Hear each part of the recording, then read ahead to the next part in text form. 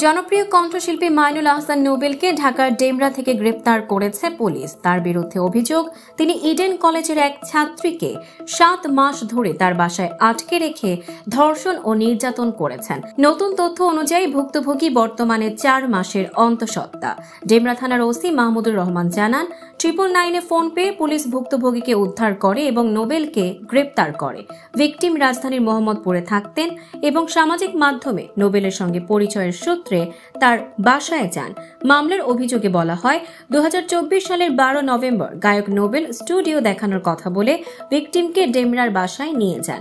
এরপর কয়েকজন সহযোগীর সহায়তায় তাকে আটকে রেখে ধর্ষণ করেন। তার মোবাইল ফোন কেড়ে নিয়ে ভেঙে ফেলেন এবং ধর্ষণের ভিডিও ধারণ করে সামাজিক মাধ্যমে ছড়িয়ে দেওয়ার হুমকি দেন।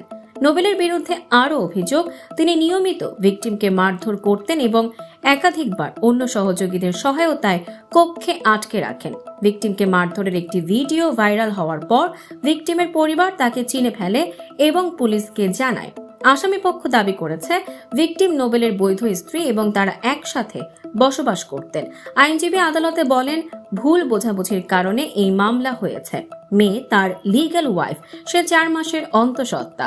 তারা আপোষ করতে ইচ্ছুক, তবে কাবিননামা জমা দিতে না পারায় এবং রাষ্ট্রপক্ষের বিরোধিতার প্রেক্ষিতে আদালত নোবেলের জামিন আবেদন নামঞ্জুর করে তাকে কারাগারে পাঠানোর নির্দেশ দেন। মামলার তদন্ত চলছে।